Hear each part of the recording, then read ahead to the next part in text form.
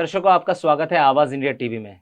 देश और दुनिया के तमाम मुद्दों को हम अपने इस चैनल के माध्यम से पूरी दुनिया को एक मैसेज देते हैं कि हम लोकतंत्र के जो भी सिद्धांत है और जो लोकतंत्र में जो भी खामियां जब कुछ पार्टियां करती है तो उन टॉपिक्स को हम इस चर्चा के माध्यम से आपके समक्ष लाते हैं और हम उसका एक विश्लेषण और एक तरीके से एनालिसिस आपके सामने पेश करते हैं।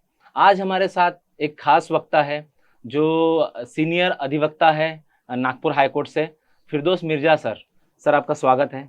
सर, हम देखते हैं जिस तरीके से पूरे के पूरे एक साल से हम देख रहे हैं कि जब से ये 5 राज्यों का जो एक रिजल्ट आता है, उसके भी पहले से जब लोकसभा इलेक्शन होता है या फिर 10 साल से हम पूरा विगत देख रहे हैं कि लोग एकदम से इलेक्शन के बाद जिस तरीके से जो वोटिंग मशीन है जिसपे फाइनल जाके एक वोटर वोट करता है, उसी को एक शक के नज़र से देखता है। पर जब उसकी कंप्लेंट चुनाव आयोग में जाती है तो जिस तरीके से कॉन्स्टिट्यूशनल मॉरलिटी होना चाहिए चुनाव आयोग की तरफ से, चाहे वो कैंडिडेट हो चाहे एक वोटर हो, तो उस तरीके से वो उसको ना एंटरटेन कर पाता है चुनाव आयोग, ना उसकी वो उपाय बता पाता है। तो इसकी क्या वजह ढूंढते हैं आप? देखिए, सबसे पहले आपको ये समझना होगा कि ईवीएम आया कहाँ से। क्या ये संविधान से आया है या ये कानून से आया है, यानी पार्लियामेंट के बनाए हुए, या रूल से आया है सरकार के बनाए हुए। तो ये सबसे पहले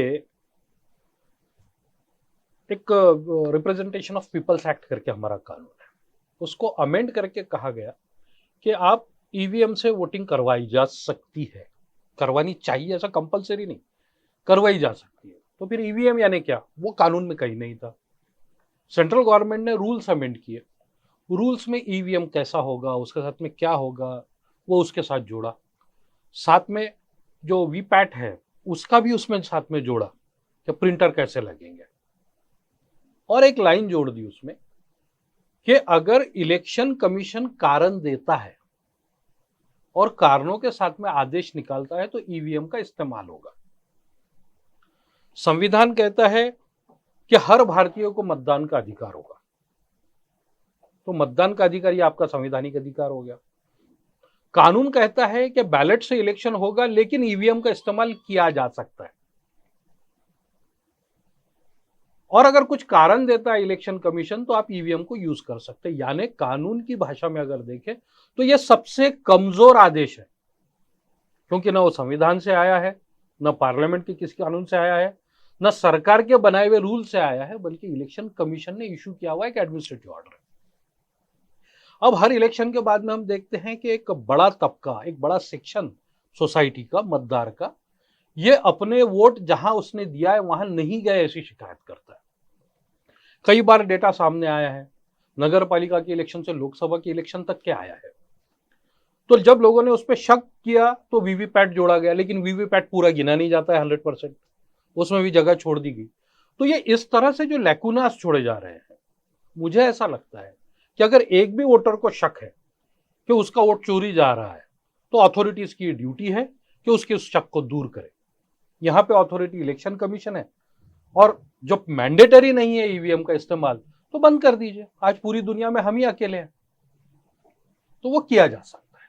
सर, हम देखते हैं हाल ही में जिस तरीके से बांग्लादेश का इलेक्शन हुआ, बांग्लादेश के इलेक्शन में बैलेट से इलेक्शन हुआ, क्योंकि वहां पे भी ईवीएम मशीन पाकिस्तान में पाकिस्तान का भी एक एग्जांपल देखते हैं हम। बाद में हम देखते हैं कि जब उन्होंने बैलेट भी किया तो बाद में जो प्रेजेंट गवर्नमेंट, जो विनर गवर्नमेंट है, उन्होंने ये बोला कि यानी उनके ऊपर ये आरोप लगे कि उन्होंने बैलेट्स की चोरी की या बैलेट बॉक्स की जो बूथ है उन्होंने कैप्चर किया। तो आपको ये लगता है कि अगर सिर्फ बैलेट भी आता है और ये जो सिचुएशन हम देखते हैं और जिस तरीके से हम देखते हैं कि राज्यसभा के अंदर और लोकसभा के अंदर जो हम डिबेट सुन रहे हैं आजकल, तो इंस्टेंट इतने कम डिक्लेरेशन में जब आपके सर के ऊपर इलेक्शन है, तो ये जो आंदोलन हो रहे हैं या पूरे देश भर में आंदोलन हो रहे हैं, तो आपको लगता है इतने जल्दी लॉ या फिर पूरा का पूरा इलेक्शन कमीशन बैलेट पे आएगा, या आपको क्या इस तरीके से उपाय दिखते हैं एक कानूनन सलाहकार होने के नाते? देखिए, मैं आपको बताता हूं, जब किसानों के कानून आए और उसके खिलाफ हम लोगों ने शिकायत करना शुरू की, शायद इंडिया का पहला आर्टिकल मैंने ही लिखा था कि ये कानून ठीक नहीं है। तो उस वक्त लोग हंसते थे, लोग कहते थे कि भाई अब ये तो कानून बन गया। लेकिन वो आंदोलन धीरे धीरे शुरू हुआ, बहुत धीरे धीरे शुरू हुआ, और एक वक्त ऐसा आया कि सरकार को संसद में पारित हुआ कानून वापस लेना पड़ा, प्रेशर बना वैसा, क्योंकि लोगों की डिमांड थी। देखिए, आप लोकतंत्र में रह रहे हैं, लोकतंत्र यानी लोगों की बनाई हुई सरकार। अगर लोग ही नहीं चाहते इस तरह का कोई कानून, तो आज ईवीएम के खिलाफ इतनी आवाजें उठ रही है। ईवीएम के फेवर की आवाजें कहां हैं? गांव गांव जाके समझाना पड़ रही है। क्या जरूरत है वो समझाने का? यानी चुनाव आयोग को पब्लिसिटी कर रही है, उसमें भी करोड़ों खर्चा कर रही है। उसमें करोड़ों, तो जितने रुपए वो पब्लिसिटी में खर्चा हो रही है उतने में तो बैलेट पेपर छप जाएंगे। और जब अलग अलग पार्टियां भी, पॉलिटिकल पार्टियां भी शक उसमें बता रही है, मिलने के लिए समय मांग रही है, तो मुझे ऐसा लगता है इलेक्शन कमीशन ने इसमें इंटरफेयर करना चाहिए। और सबसे ज्यादा मुझे ऐसा लगता है, देखिए 2 चुनाव में मोदी जी बहुत लीड से चुन के आए हैं, उनकी पार्टी चुन के आई है। वो कह रहे हैं कि अब उनका कॉन्फिडेंस है कि 400 के ऊपर जाएंगे वो। तो जब इतना बड़ा कॉन्फिडेंस है, तो वो हमारे प्रधानमंत्री है, देश के नेता है प्रधानमंत्री होने के कारण, तो उन्होंने इंटरफियर करना चाहिए इसमें। और उन्होंने आके कहना चाहिए कि भाई ये तो दूध का दूध और पानी का पानी होना चाहिए। लोगों को शक है ना ईवीएम पे, चलो कोई बात नहीं, हम बैलेट पे इलेक्शन ले लेते हैं। जब आपको अपने इतना यकीन है कि आप सारी जगह बोल रहे हैं कि हम 400 पार जा रहे हैं, तो ये होना चाहिए। लोगों को यकीन होना चाहिए कि उनके वोट से ही चुन के आई हुई सरकार है। इसका कारण मैं आपको बताता हूं। आर्टिकल 51A फंडामेंटल ड्यूटीज कहती है नागरिक को। तो आदमी ड्यूटी कब करता है, देश के प्रति पूरी तरह वो न्योछावर कब होता है, जब उसको ये यकीन होता है कि वो जिस देश में रह रहा है वहां की सरकार उसकी चुनी हुई सरकार। अब आज अगर उसके दिल में ये शक है कि ये मेरी चुनी हुई नहीं है बल्कि चोरी हुए वोट्स के भरोसे कोई चुन के आया है, तो उसके दिल में कहीं ना कहीं सरकार के प्रति एक नफरत पैदा शुरू होती है, शक पैदा होता है, जो देश के हेल्थ के लिए ठीक नहीं है, गणतंत्र के लिए ठीक नहीं। हर भारतीय नागरिक का हमारे देश की जो पूरी सिस्टम है उस पर पूरा यकीन होना चाहिए। और जो इलेक्शन है उसका निपक्षपातीपना उसके सामने आना चाहिए, उसके सारे शक दूर होना चाहिए। जब तक कि ये नहीं होगा दूर, हम हर नागरिक से पूरी तरह देश के प्रति समर्पित होना एक्सपेक्ट नहीं कर सकते। जिस तरीके से ईवीएम का लोग विरोध कर रहे हैं, तो ये एक देशभक्ति है। वो अपने चुनाव को सर निष्पक्ष चाहते हैं। पर हम देखते हैं कि जो यानी जिस तरीके से बीजेपी को जो शक्तियां कंट्रोल करती है, हम अक्सर देखते हैं कि जैसे नोटबंदी रहे या सीएए जैसा कानून रहे या एनआरसी जैसा कानून रहे, जो राष्ट्रीय स्वयंसेवक संघ है इसमें ये तटस्थता की भूमिका निभाता है। वो उसकी देशभक्ति, वो उनकी देशभक्ति और जो ईवीएम के विरोध करने वाले देशभक्ति, इसमें क्या फर्क देखते हैं आप? नहीं, देखिए ऐसा है कि हर ऑर्गेनाइजेशन अपने हिसाब से डिफाइन कर रहा है आजकल।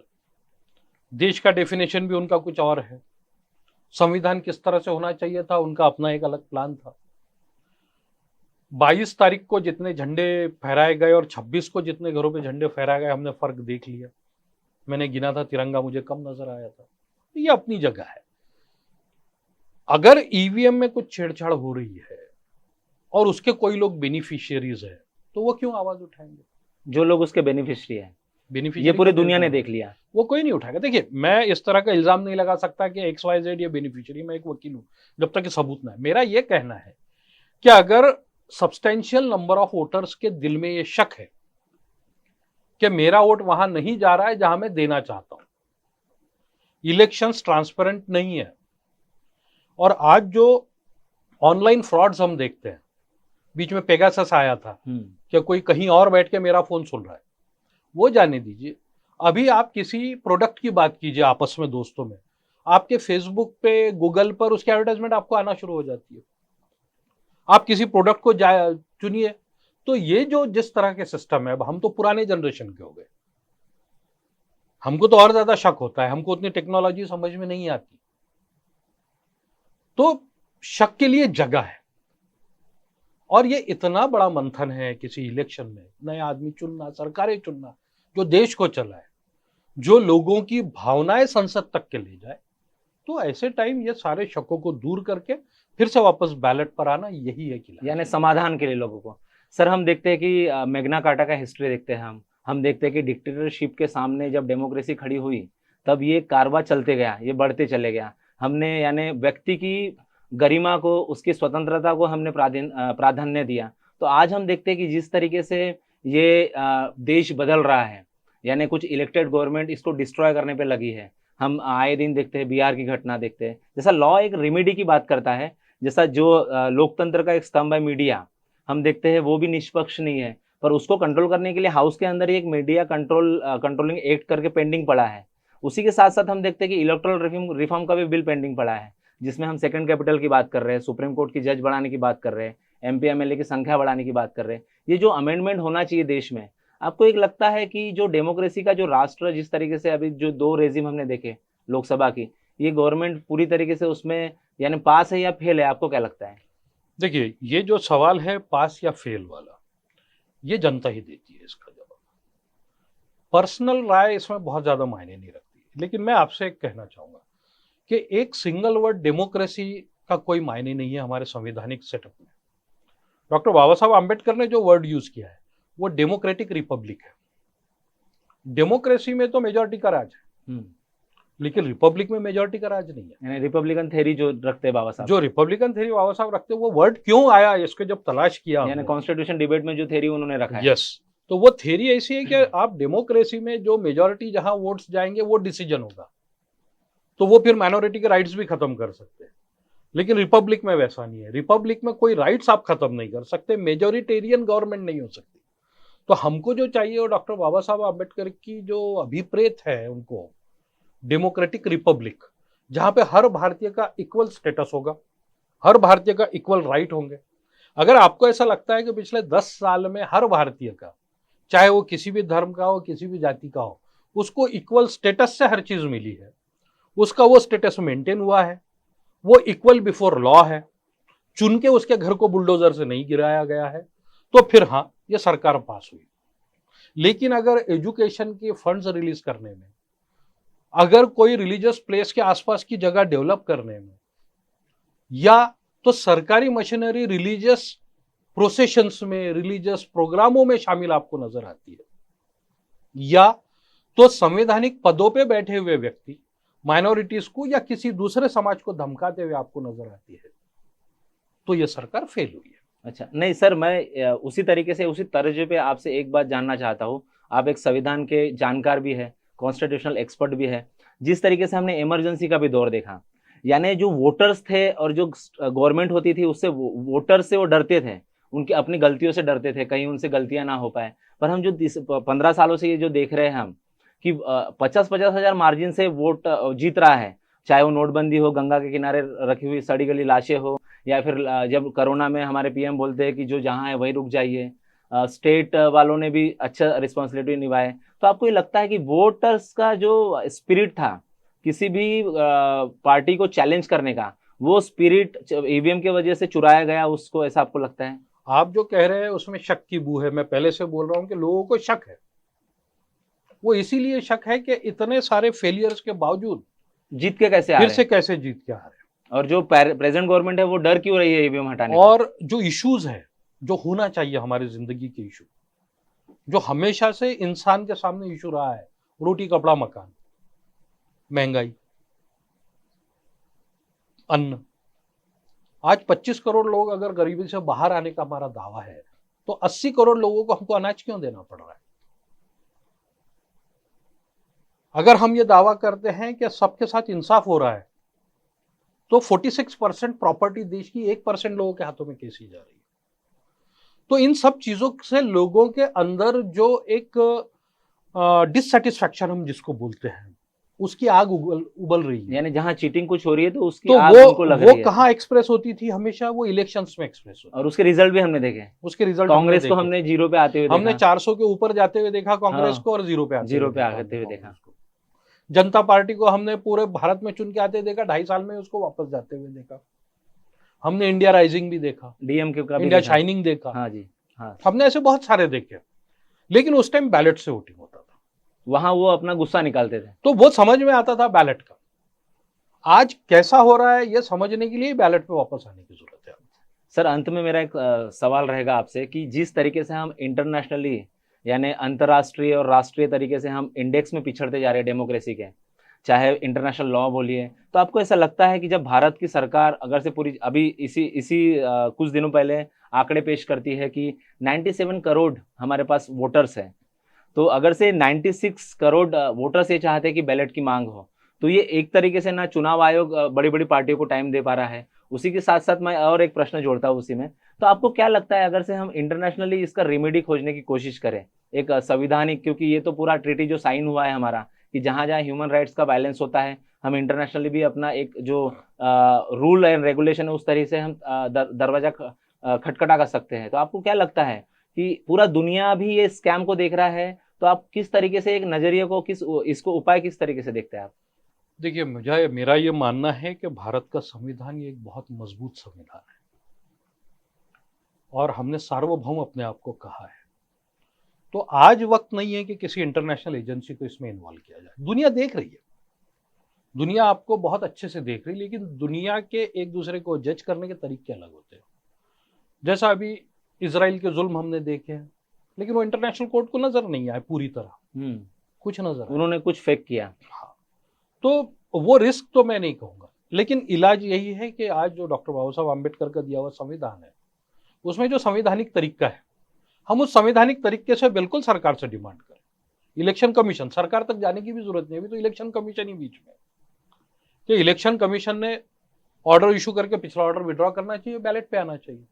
और अगर जनता की इतनी डिमांड है और सरकार को नजर आ रही है डिमांड, तो सरकार अपने कानून को अमेंड करके उसमें से ईवीएम डिलीट कर दे। बहुत ही आसान है, बहुत आसान है, यानी इसमें कोई मुश्किल नहीं है और इसको ईगो का प्रश्न बनाने की भी जरूरत नहीं है। दूध का दूध, पानी का पानी, जो पॉपुलर है उसको वोट मिलेगा, जो परफॉर्म कर रहा है उसको वोट मिलेंगे। और आपको अगली सरकार जो बनाना है या आपको अपने आप के लिए वोट मांगना है, तो परफॉर्मेंस पे ही मांगने पड़ेंगे ना। और लोग अगर आपका परफॉर्मेंस मान्य है, तो ये ईवीएम से भी आपको वोट मिलेंगे और बैलेट से भी आपको वोट मिलेंगे। तो आइए फिर से अपने जो अपना डेमोक्रेटिक सिस्टम है, डेमोक्रेटिक रिपब्लिक का सिस्टम है, उस सिस्टम को और मजबूत बनाते हैं।